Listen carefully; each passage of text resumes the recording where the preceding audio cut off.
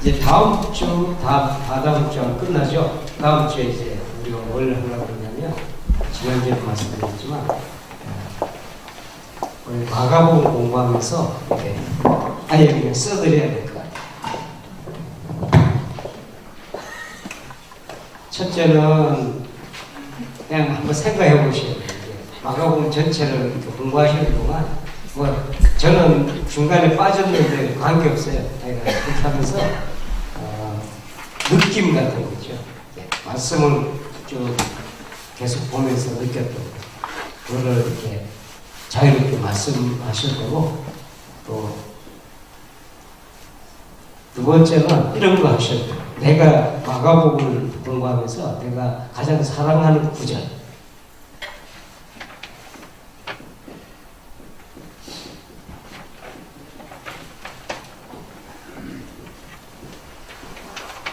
그 이유도 설명해 주세요. 왜 이렇게 사랑하게 되는지. 다 하셔도 좋아. 그래서 손 들고 나오셔야 얼른 나와서 이렇게 이야기해 주시면 좋아요. 마지막으로 하나는 그냥 질문이 있으면 좋겠어요. 읽다가 이거는 이해가 안 되는 부분이 있는데요 하는 거. 뭐 저라도 다 모르는데 또 서로 고민을 하면서 대화를 나누시면 좋아요. 또 이 질문 중에는 꼭 마가복음이 아니더라도 그냥 신앙생활 하면서 이러이러한 것이 물어보셔도 좋을 것 같아요. 뭐 하여간 서로 이렇게 대화를 나누면서 아마 좋은 그 결과가 있으리라 생각해요. 그래서 이런 거를 좀 주고받으면서 자유롭게 찬송도 중간중간 부를 거고 기도도 같이 해요. 그래서 마감을 하려고 해요. 그래서 벌써 마지막 부분에 도달하게 되네. 이게 마라톤도 막판 스퍼트가 중요한데 막판까지 가장 사실은 중요한 부분이 아니라 지금 계속 만나고 있는 부분, 이걸 위해서 앞에서 다 공부하고 넘어오는 부분들입니다. 느낌도 좋고 내가 가장 사랑하는 구절, 질문 어떤 것도 좋습니다. 마음속에 담아놓으셨다가 생각나는 거 하나씩 적어서 이렇게 고난을 서로 나눌 수 있으면 좋겠습니다. 지금 우리가 고난 주간에 지금 막바지에 이제 도달했습니다. 고난 주간도 벌써 월, 화, 수, 목 여기를 거쳐서 오늘 본문은 금요일 고난 주간의 피날레 마지막을 우리가 공부하게 됐어요. 그래서 수요일 날 우리가 수요일 날에 수요일부터 중요한 걸 좀 다뤘는데, 수요일은 두 가지 사건이 기록이 되어 있었죠. 첫 번째는 참 희한한 구조로 되어 있어요. 그 옥합을 깬 여인이에요. 그죠? 마리아의 얘기가 나오죠. 마리아가 옥합을 깨잖아요. 막달라 마리아가 아니라고 그랬죠? 네, 마리아가 옥합을 깨서 향유를 머리에 부은 사건 이야기입니다. 또 한편으로 예수님의 그 제자 중에 하나, 여러분 잘 아는 가룟 유다가 돈을 은 30냥을 주머니 챙기면서 예수님 팔죠. 유다의 배반입니다. 수요일은 아이러니하게 두 가지 사건이 동시에 나타나죠. 하나는 가진 가장 귀한 것을 내어놓은 여인이 있는가 하면 예수님 때문에 가장 귀한 것을 내어놓았죠, 여인이. 그런데 유다는 은 30냥을 위해서 예수님 파는 사건이 생겼다. 같은 날에 이런 사건들이 벌어졌습니다. 이런 의미나 이런 거는 우리가 지난번에 공부를 다 했습니다. 이제 목요일로 적어듭니다. 이게 지금 6월절하고 관련이 있다고 했죠, 이거죠. 6월절은 1월 10일부터예요. 이제 그렇게 정리를 하고 하시면 돼요. 1월 10일부터 본격적으로 이렇게 준비 작업이 들어가는데, 양을 선별해요, 양을 선별을 다 해서 이제 먹기도 하고, 이제 양을 죽이고 앞으로 양으로 양고기를 먹고 이렇게 하는 게 6월절인데 양은 선별을 하죠. 이렇게 골라내고 말이에요. 봐서 흠이 없어야 돼요. 그래서 한 4일을 묵혀둡니다. 양을 가만히 관찰을 해요. 왔다 갔다 하면서 14일 날 저녁에 양을 14일 저녁쯤에 양을 잡고 그 양고기를 배치를 하고 이렇게 하죠. 그 식사를 준비를 하죠. 요게 6월절 시작이에요. 6월절. 예수님이 입성한 때가 딱 이때예요. 종료주의.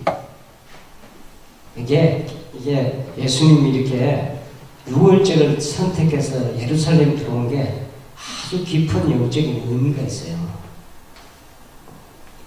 14일에서 6월절을 보내고 1월 15일부터 21일까지가 뭐라고 이름 붙인다고 했어요? 무교절이에요. 무교절. 이 무교절은 모든 누룩을 제거하는 거예요. 집안에서 누룩이라는 걸 다 없애야 돼요. 무교절. 약 일주일 동안의 이 무교절을 지내는데 이 전체가 사실은 신앙생활하고도 아주 깊은 연관이 있습니다. 우리 개인의 신앙의 성장하는 과정하고 이 6월절은 건너뛰는 거죠. 건너뛰는 거. 기억하세요? 6월절의 유래. 모세 때, 그죠? 그래서 이 6월절 어린 양의 피가 문설주에 묻혀져 있으면은, 기둥에 이렇게 뿌려져 있으면은, 재앙이 어떻게 해요? 넘어갑니다. 그래서 6월이 되는 거예요. 6월. 그 재앙이 넘어가는 거예요. 이상하게 우리 팥죽, 여러분들, 어른분들은 기억하시고, 이사가 팥죽 갖고 이렇게 팥죽도 먹고 그랬죠. 어떤 분은 이렇게 문설주나 이런 데 팥죽 바르는 거 기억나세요? 대문간에도 그런 거예요. 그게. 네. 그게 묘하게 우리나라도 있더라고. 이게 그냥 있었던 사건은 아닌 거. 뭔가 이게 팥죽이 그거잖아요. 그죠? 붉은 피에 의미가 있어요. 그래서 이거 갖고 연구해보면 좋은 뭐가 나올 거야. 우리 하나님 우리 한민족에게도 큰 은혜를 베푸셨구나 그런 생각이 들어요. 그건 하나하나의 상징이에요. 자, 이 6월절의 이 사건이요. 예수님이 이 사건을 6월절에 어린 양으로 왔잖아요. 누가 어린 양이 하나님 어린 양이다 누가 소리쳤어요? 세례 요한 기억하세요? 세례 요한이 주님을 바라보면서 하나님 어린 양이 오신다 이렇게 얘기해요. 이게 이렇게 하면 딱 맞아떨어지는 거예요. 이렇게. 그 세례 요한의 눈에 이미 어린 양으로 오시는 이렇게 선별돼서 양이 선별돼서 제물로 이게 어린 양으로 오시는 그 예수 그리스도의 사건이 눈에 선하게 이미 다 보이는 거예요. 여러분들 우리 성경 공부를 성경 쭉 읽으면서 과거에 살았던 분들 예를 들어서 예수님 오기 전에 살았던 분들은 어떻게 예수라고 믿었는데 어떻게 천국 가는 거 이렇게 우리가 질문했을 때 그 답을 찾았었죠. 처음 듣는 얘기인데 그러면 안 되는 거예요. 기억나죠? 네. 이 답을 찾으셨죠. 그게 우리 전에 그러니까 예수님 오기 전에 사는데 예수는 못 봤는데 어떻게 이게 천국을 가는가? 못 본 게 아니에요. 믿음 가운데 예수님 먼저 봤다니까. 예수님을 믿는 거예요. 믿음의 사건들이 이미 다 보였어요. 그게 대표적으로 보여진 게 다윗 아니에요. 다윗은 오시는 주님 이걸 보고, 자기 후손인데도, 자기 후손으로 오신 예수 그리스도를, 후손으로 오신 것을 보면서도 주님이라고 그러잖아. 이런 걸 이해를 하셔야 돼요. 그 구약에서 한 번 못 봤다. 이거는 잘못된, 우리가 모르는 얘기예요. 이게 뭘 모르는 얘기라. 이미 이 사건 속에 예수 그리스도 행적이 다 들어가 있습니다. 그리스도의 피로 인해서 6월 사건이 우리한테 일어났단 말이에요. 죄의 저주가 우리를 넘어가잖아. 죄의 저주가. 근데 무교절 연결이 되죠. 이 무교절 갖고 한참 이야기 사실은 해야 돼요. 무교절. 이거는 이렇게 넘어간 사람들은 죄의 용서함을 받았지만 아직 우리가 속사람이 변한 게 아니에요. 아시겠어요? 하나님께서 너 죄가 없다고 죄 사함의 은총을 베풀어 준 거지 속사람까지 변한 게 아니다 말이에요. 속사람이 변하는 사건이 저 사건이야. 무교절 사건. 아시겠어요? 구원의 깊은 진리들이 이 안에 다 있어요. 여러분 김세윤 박사 아시죠? 칼빈주의의 대가입니다. 이 박사님이 얼마 전에 한국 와서 야 이거 아주 놀라운 얘기가 있더라고. 상당히 석학으로 알려졌죠. 칼빈주의에 있어서. 미국의 플러에서 강의를 하시는데 강연을 하시면서 우리 한국 교회의 지금 구원론이 구원에 대한 구원론이 구원파의 그거하고 다를 바가 없다 이렇게 얘기하더라고요. 들어봤어요? 처음 듣는 어떤 분이 막 나한테 막 질문대요. 와, 그러면 뭐 우리 감리교는 어떻습니까? 이렇게. 근데 이 놀라운 분이 김세훈 박사가 쭉 설명을 해놓은 칼빈주의예요. 칼빈 사상의 대가인데 결국 무슨 이야기를 하냐면 이 이야기를 하는 거예요. 이 6월절 사건과 이 무교절 사건이 이게 연결이 돼야 되는데 이게 끊겨버렸다는 거예요. 무슨 이야기냐면 좀 어려운 얘기인데 예수만 믿지 속사람이 안 변한다는 거야. 그러니까 엉터리라는 거예요. 아시겠어요? 근데 이거 사실은 이거는 바로 우리 감리교에서 오랫동안 가르쳐왔던 내용이야. 오랫동안 가르쳐왔던, 이렇게 강조해왔던 내용인데, 그래서 제 귀를 의심을 했다니까? 칼빈주의 대가가, 감리교인이 되었나? 한번 물어보려고 그래요. 근데 어쨌든 간에, 우리 감리교의 멋진 전통 중에 하나는 이 6월절 사건과 무교절 사건을 연결시켜놨다는 거예요. 연결시켜놨다는 이거는 아주 어려운 이야기인데, 나중에 제가 언젠가는 한번은 알기 쉽게 쭉 풀어드려야 될 것 같아요. 이게 어렵지만 중요한 우리 믿음 생활 정말로 중요한 내용들이에요. 자, 오늘은 뭐 거기까지 갈 수가 없고 지금 아직 우리 무교절 못 왔어요, 그죠?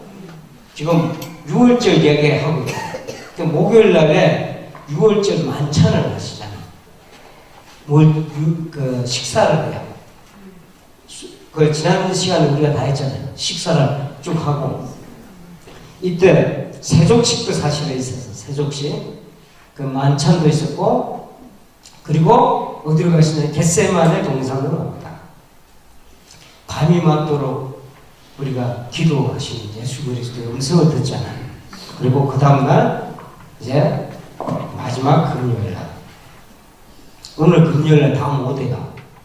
그래서 금요일까지 하게 되면 원한주간에 이 주님께서 십자가 지시는 클라이맥스, 그러니까 대강 마지막까지 이렇게 가게 됩니다. 오늘은 여러분 읽어보았지만 부분에 어떻게 전개가 되냐면 주님께서 이제 체포당했잖아요. 체포당해서 이제 법정을 끌려갔단 말이에요.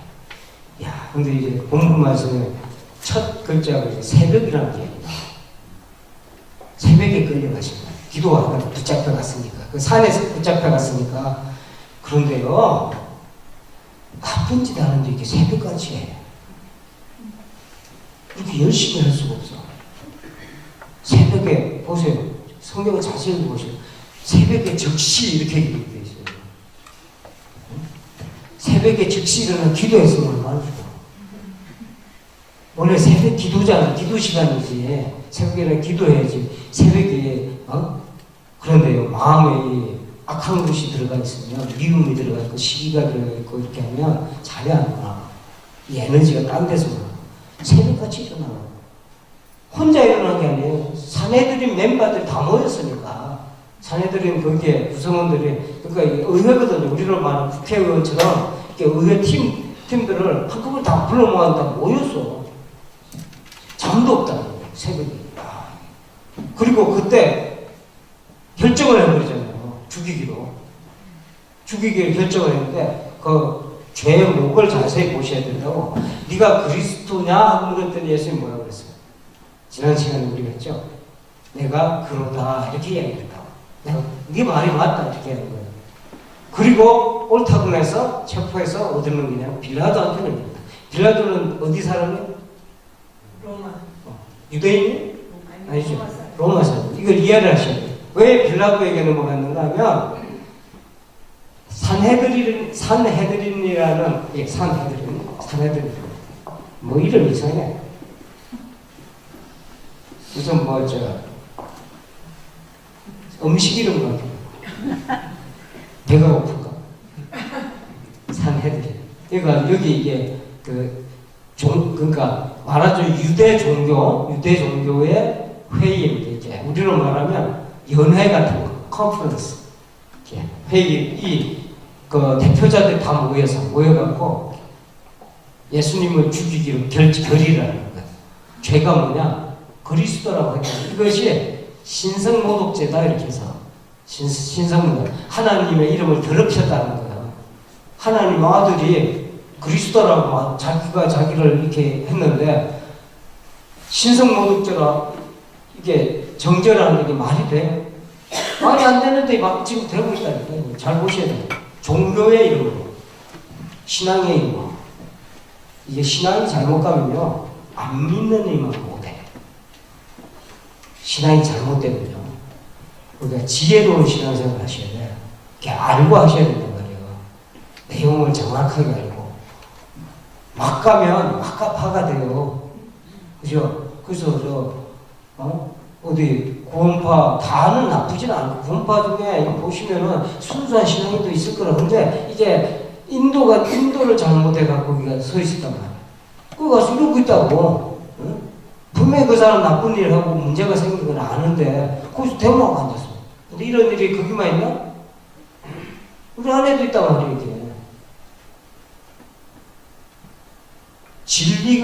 진리에 입각을 해서 신앙생활을 해야 되는데 이 진리하고 관계없어. 왜 그러냐? 말씀을 우리가 깊이 알아봤어요. 여러분 이제 마가복음 쭉 보시지만 이제 끝까지 이렇게 쭉 보고 나나 복음이 뭐다, 내가 어떻게 믿어야 돼, 무엇을 믿어야 되고 이런 것이 나온다고. 왜냐하면 하나님 말씀이 이게 자꾸 여러분을 이렇게 지혜롭게 만든단 말이에요. 근데 말씀을 안 보고 자꾸 뭐 이렇게 사람이 하는 거 뭐 이렇게 겉모습만 취해갖고 다니시면 안 돼. 그건 패가망신하는 거예요. 대대손손이 그럼 패망의 길이에요. 그러니까 신앙생활 해도 똑바로 하셔야 돼요. 이 산헤드린 멤버들은 생각해보세요. 새벽같이 일어나갖고 모여갖고 예수님 죽기 결의를 했어요. 신성모독이래. 예수님이 하나님 아들인데 하나님 아들이 오신 하나님 아들을 향해서 신성모독이라고 보면 누구를 지금 비난하는 거예요? 하나님을 지금 비난하는 거예요. 그 사람들이 하나님을 누구보다 잘 믿는다고 주장을 하면서 얼마나 틀려? 새벽까지.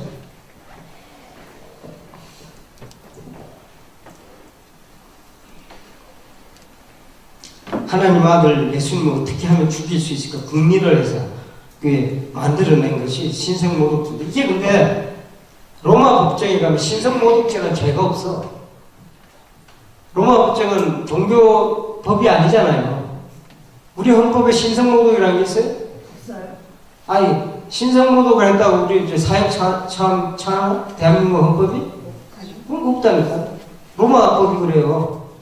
그러니까 로마법에서 문제 삼는 걸 만들어내야 될 거 아니에요. 모여갖고 머리 짜는 거예요. 이게 나쁜 짓 하는 거 이상하게 머리가 잘 돌아가.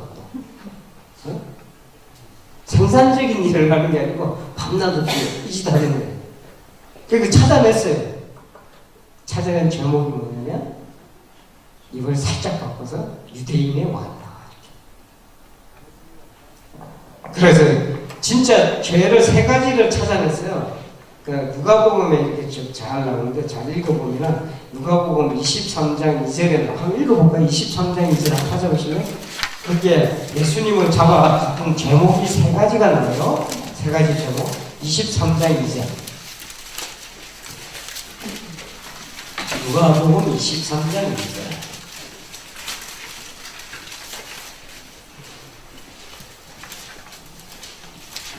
시작. 누가? 예, 시작.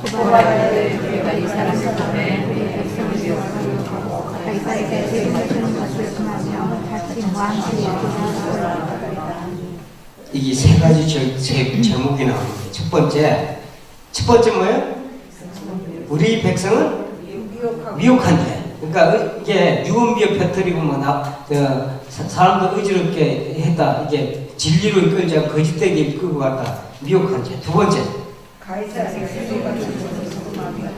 자, 첫 번째 죄가 얼마나 틀려. 우리 백성을 미혹했다. 예수님이 미혹하는 것을 퍼뜨렸어요. 진리를 퍼뜨렸어요. 그것도 미혹했다. 두 번째는 또 어떻게 돼 있어요?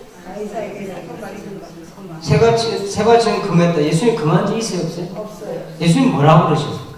가서 바치라고 그러죠. 마지막 세 번째? 자칭 왕 그리스도라 하더라. 요 살짝 여기 뒤틀어가지고 자칭 왕 그리스도. 요거에 여기에서 유대 왕이라는 거를 유대인의 왕이라는 거를 이 사람이 유대인의 왕이라 자칭했다 이렇게 끌고 가는 거예요.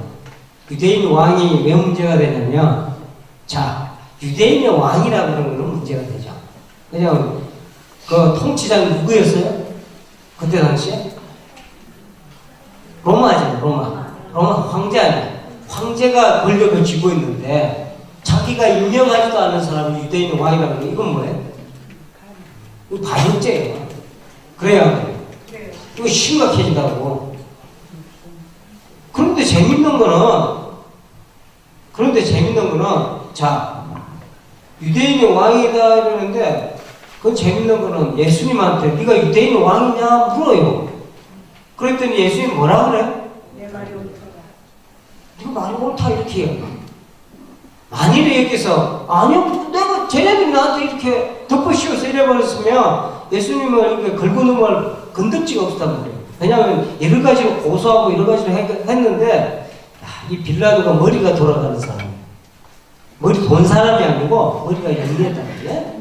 머리가 영리한데 어느 정도 영리하냐면 딱 들어보니까 이게 고소하는 게 이게 안 맞아. 앞뒤가 안 맞아. 이게 벌써 간파했어요. 벌써 로마 총독 정도에 와 있으려면요 이게 머리가 잘 돌아가야 된다. 그리고 경험이 많잖아요. 얘네들이 뭘 하려고 하는지 벌써 파악이 끝났어요. 그래서 이게 유대인의 왕이라 어쩌나 진짜 하는데 들여다 보니까 예수를 만나서 보니까 군대가 있어요. 뭐 끌고 다니는 만한 사람들 보니까 들어보니까 뭐 어디서 갈릴리에서 고기 잡다가 온 사람 몇 사람들이 무슨 반역을 해. 그러니까 하고 다니는 게 사람들 예를 들어서 해서 충동질 해갖고 막 해서 로마를 뒤엎자 이래야 되는데 보니까 어디 가서 병이나 고치고 앉았고 하나님 나라라는 이야기하고 이러고 다녔는데 이거 사건 첩보가 이게 첩보 차원 그러니까 정보 차원에서 이미 이 사람 다 갖고 있다니까요. 그냥 모르는 게 아니에요. 근데 상황이 싹 보니까 이게 종교적인 문제구나. 얘네들끼리 문제구나. 그래서 빌라도는 손을 떼려고 해요. 이 빌라도는 여기에 개입하고 싶은 마음이 없었다. 사실 빌라도는 억울한 입장이죠. 맨날 오늘도 사도신경을 할 때 어떻게 했어요? 빌라도의 고난을 받았어. 실제로 누가 고난을 했어, 정말로. 이게 대제사장, 사내들이 멤버들이 결정한 거 아니야. 그때 당시에 종교 지도자다. 그런데 빌라도는 괜히 뛰어갖고 지금 이러는 거예요. 아주 대대손손 빌라도에게 고난을 받았어요. 애들도 지금 이거 맨날 기억하잖아요.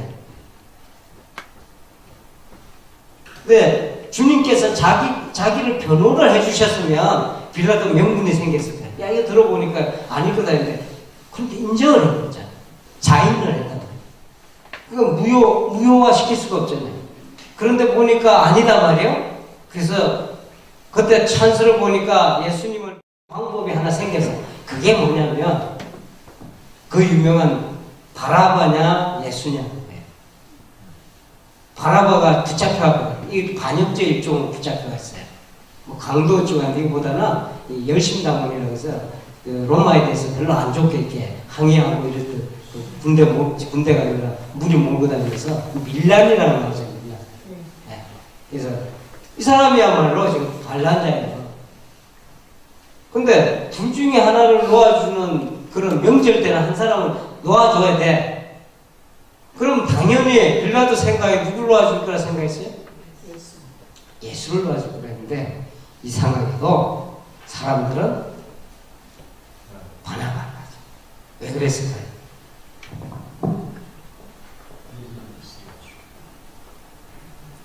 왜 예수를 도와주지 않고 바나바를 낳아줬어요? 성경 자세히 보시면 나와요. 꼬드기는 사람이 있어요. 이제 대제사장들이나 이런 사람들이 이제 또 사람 잡는 데는 이제 도 같은 사람들이에요. 그때 당시 어떻게 했냐, 딱 분위기 보니까 살짝 바나바로 가는 게 아니고 예수로 풀어주라고 갈 분위기니까 군중도 충동하잖아. 뒤에서 군중 충동한다고 한단 말이야. 이 군중이라는 게 얼마나 정신이 없는 사람들이에요. 예수님 입성할 때는 호산나 호산나 했던 사람이에요. 근데 예수가 죄 없이 지금 붙잡혔단 말이에요. 그러면 예수님 이렇게 부활하고 당연히 지금 왔으면 이렇게 이야기해야 되는데 뭐라고 그러냐면 예수는 멈서서 이랬다. 예수는 멈서서. 사람 많이 모이는 거 그게 믿을 만한 게 아니고 수십만이 모여서 군중이 모여서 우리가 믿습니다 하면 하나님 기뻐하실 것 같아요. 그 속에 숨어서 제가 이렇게 믿습니다 이런 생각을 하는 게 아니고 정말로 나와 하나님 개인 관계를 가져야 돼요. 이 군중이 위험한 거예요. 군중 심리라는 것도 있죠. 조금만 자극을 주면요 샥 소리가. 우리 지금 세월을 이야기 많이 하잖아요. 그때는 뭐 세상이 다 절단한 것처럼 전부 다 그렇거든요. 물론 잊어야죠. 이게 막 너무 그렇게 또 있는 건 문제가 되죠. 그러나 뭐 하나도 고친 것도 없으면서 다 끝난 것처럼 살면 안 되잖아.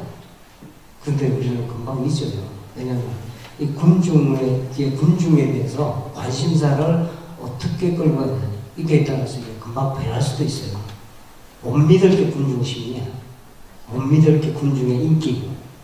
못 믿을 게 군중이 고함치는 내용.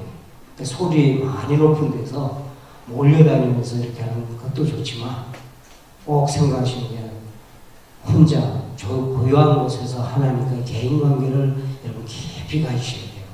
말씀을 통해서. 그래야 여러분의 신앙을 바른 신앙으로 책도 많이 보셔야 돼요. 막 이렇게 몰려다니고 막 이렇게 많은 일만 좋은 건 아니에요. 그게 항상 위험성이 있어요. 이제 이 군중들 봐요. 군중들이 십자가에 못 박게 하셔서 이게 무슨 말인지도 몰라 이 사람들. 그러니까 주님께 돌아가실 때 저들이 하는 거죠. 지금 뭘 하는지 모른다 그러죠. 자, 비극적인 결말을 보십시오. 빌라도가 무리에게 만족을 주고자 해요. 죄가 있어서 주는 게 아니에요. 만족을 주고자 해요. 바라바는 놓아주고 예수는 채찍질하고 십자가에 못 박히게 넘겨주니라.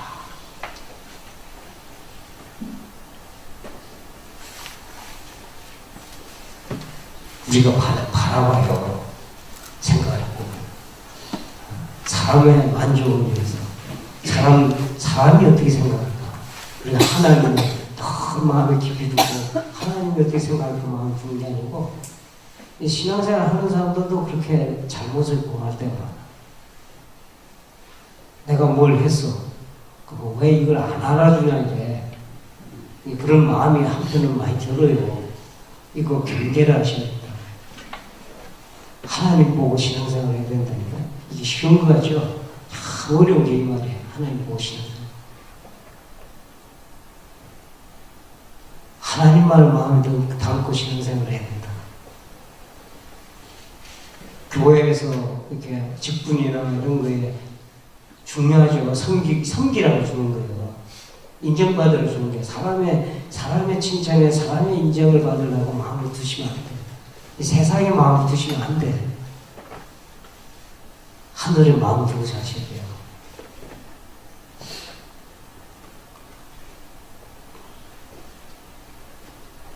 이 군인들도 봐요. 군인들이요. 이제 이렇게 되니까 주님 군대 주둔지가 있어. 군인들이 사는 그 캠프가 있을 거 아니에요. 그 주둔지.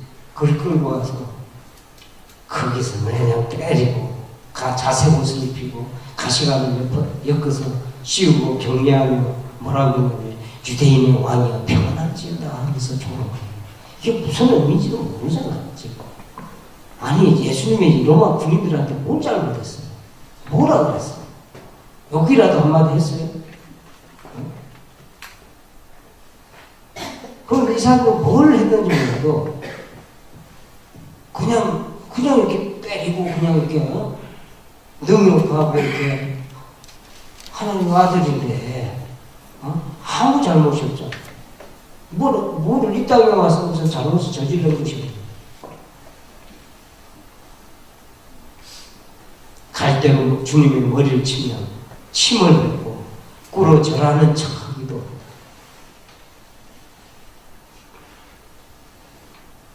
대제사장들 보세요. 장로들, 서기관들, 이 사람들은 뭔가를 꾸미는 사람이었고 군중들은 충동을 당해서 행동대장이 되었고 예수님을 못박으로 소리지르고 빌라도는 사람들을 향해서 무슨 사람들의 관심을 들면서 만족시키려고 그저 죄 없는 예수님을 십자가에 못 박게 하고 군인들은 아무것도 모르면서 그냥 끌어다가 예수님을 채찍질하고 온갖으로 이렇게 예수님을 괴롭히고 고난 가운데 밀어넣는 거예요. 자, 오늘 빌라도 재판과 관련된 이 이야기 통해서 우리가 두 가지를 깊이 봐야 됩니다. 하나는 우리 주님께서 네가 유대인 왕이냐고 묻는 빌라도의 그런 질문에 그래 내가 유대인의 왕이다. 이걸 받아들임으로 해서 직접적인 고난이 시작이 되는 거예요. 근데 이 호칭을 왜 받아들이셨을까? 분명 이것으로 인해서 십자가 못 박혀 죽으실 줄 알고 이것으로 인해서 정말 큰 부끄러움을 당하실 줄 다 알고 계셨는데 다른 거는 일절 다 침묵하셨어요. 만약 이렇게 어떤 질문에도 답을 안 하셨는데 이 질문만, 이 결정적인 질문만은 주님께서 차라리 침묵했더라면 달라졌을 수도 있어요. 그런데 주님께서 내가 유대인의 왕이다. 내 말이 옳다. 비슷한 상황이 있었어요. 산헤드린 공회 종교 재판에서 갔을 때 네가 그리스도냐 하고 물었을 때 회피하지 않았단 말이에요. 그거 회피하기만 했어도 피할 수 있었어요. 그 쓴 잔을 안 마실 수 있었다고. 그런데 내가 그니라. 내가 그리스도다. 자, 이제는 주님께서 주님에 대한 질문이 나오면 주님이 누구냐 묻는 이 질문이 나오면 숨지 아니하시고 회피하지 아니하시고 있는 그대로 어떤 결과가 닥치든지 간에 개의치 않고 공개적으로 공표하시는 거예요. 다시 말해서 이런 상황, 이렇게 1년에 다가된 핍박과 고난의 상황을 통해서 이제 자신이 누구인가를 명확하게 드러내고 계십니다. 숨기지도 않고 미루지도 않고 14장에서는 자신이 그리스도여 하나님의 아들임을 드러냈더니 이제는 자신이 정말로 유대인의 왕으로 왔음을 이제 밝히는 거예요. 그런데 이 유대인의 왕은 다윗의 자손이란 말은 똑같아요. 이 유대인의 왕이라는 거예요. 유대인들은 유대인의 왕이라고 부를 때 어떤 생각을 했느냐면 다윗과 같은 큰 왕권을 가진 사람으로 오기를 기대했어요. 그렇게 생각했어요. 기름 부음을 받은 이 왕은 다윗처럼 크다란 유대인들한테 새로운 영화를 가져다주는 그런 유대인의 소망해왔던 그런 나라를 그 강력한 나라를 이룰 수 있는 세계를 통치할 수 있는 그런 나라를 이룰 수 있는 그런 모습의 왕을 기대했단 말이에요. 그런데 예수님이 유대인의 왕으로 왔다는데 한번 생각해보세요. 이 장면을 한번 생각해보세요. 내가 그러다는데 이 상태에 있는 예수님의 형편을 한번 생각해보세요. 세상에 어떤 왕이 이렇게 와요?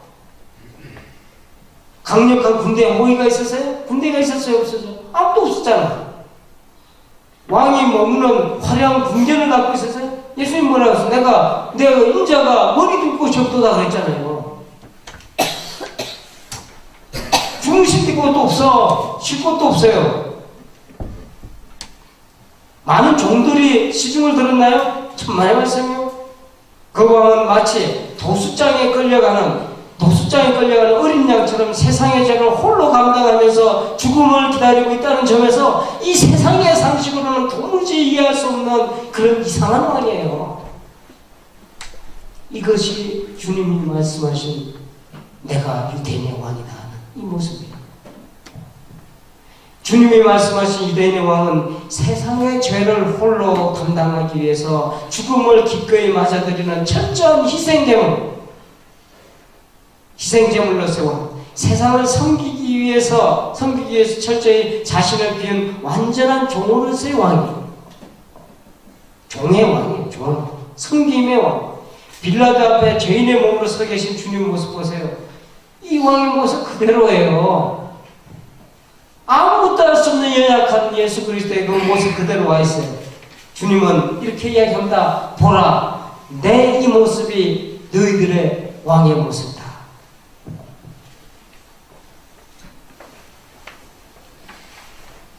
이게 복음입니다. 주님의 복음은요, 주님의 복음. 처절하게 죽음으로써 세상을 구원하는 그런 복음이에요. 죽음으로써 왕이 되셨습니다. 죽음으로써 우리의 영원한 생명을 가지고 주는 하늘의 왕입니다.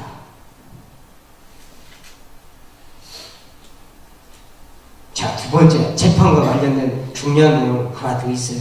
이게 뭐냐면, 여러분 이걸 기억하셔야 돼요. 이제 유대인으로 왕으로 오신 이 주님을 우리가 마음에 품는 순간부터가 이건 복음을 받아들이는 거예요.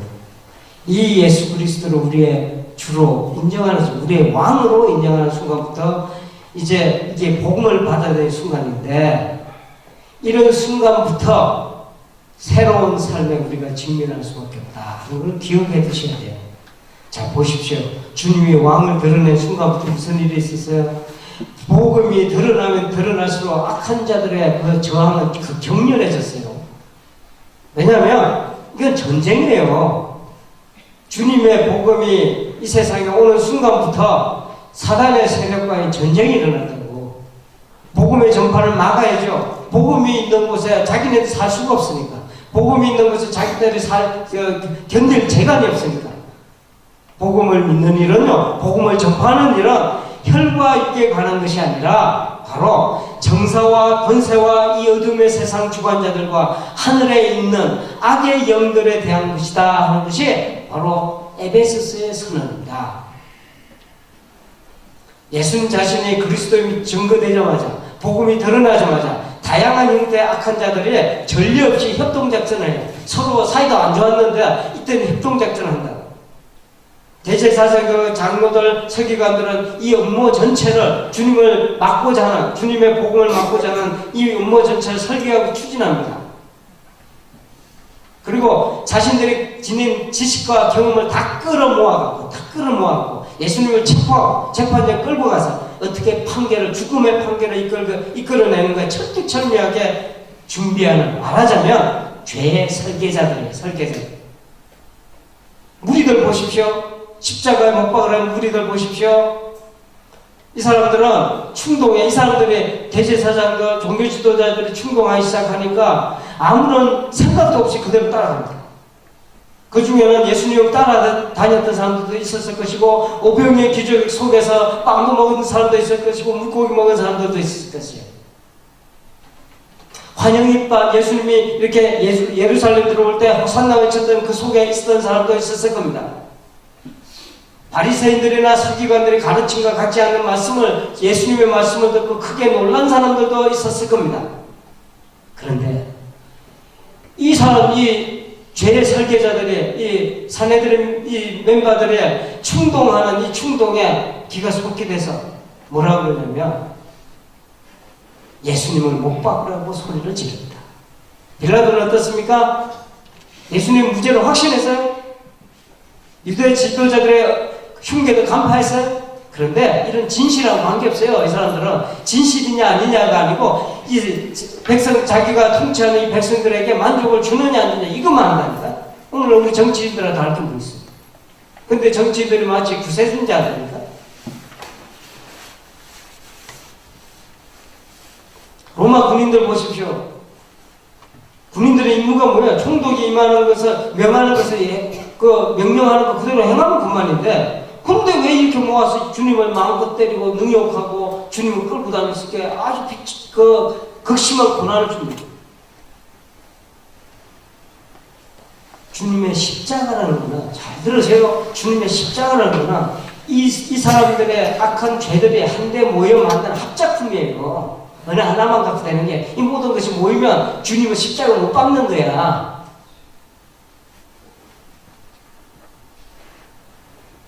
이 이야기는 여러분 잘 들으셔야 됩니다. 예수님을 새로 믿기로 결단한 사람, 혹은 새로운 삶을 살기로 결단한 사람, 또 복음이 증거되는, 복음을 믿는 것, 그리고 복음이 있는 곳이면 어디서나 있는 얘기예요.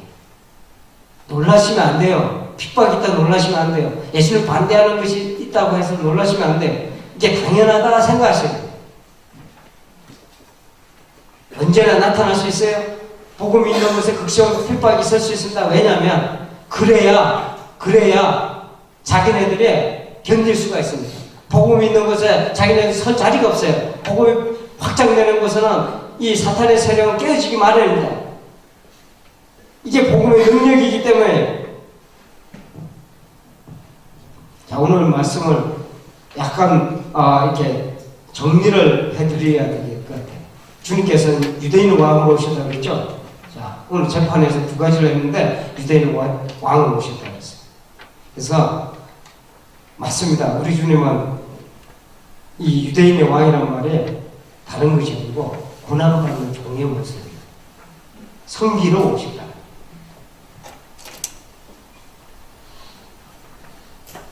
우리에게 오신 분은 희한한 왕이, 이상한 왕이에요.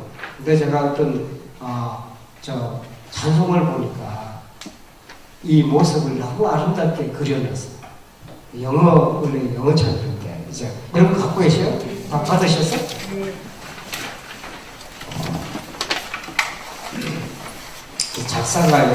이 글을 쓴 사람이, 작사 작곡가가 브레이엄 캔드릭이라는 사람이에요. 브레이엄 캔드릭. 예, 유명한 영국의 작곡가인데, 여러분들 BBC 방송 아시죠? BBC 방송국에 차트가 있어. 우리로 말하는 거, 가요 방송에 1등 누구고 2등 누구고 이런 게 쭉 나오잖아요. 그것처럼 BBC도 이런 걸 하는데, 복음송이거든요, 이게. 복음송을 쓴 이 복음송이 그 차트에 올라갔고 1위로 해서 7주 동안 간 건 유례가 없어요. 그런데 이분이 쓴 곡이 그게 올라가서 아주 유명한 분이에요. 이분이 썼다 그러면 영국에서 쓰잖아요. 대부분 그렇게 가. 영국에서 좋은 곡을 만들잖아요. 그럼 미국에서 히트를 쳐요. 그게 한국으로 넘어와. 지금 그렇게 돌더라고. 근데 이 곡도 아마 들어왔는지 모르겠어요. 영국에 있을 때 제가 아주 이 곡을 듣고 내용을 보고 너무너무 감명받아서 제가 임의로 번역까지 해줬어요.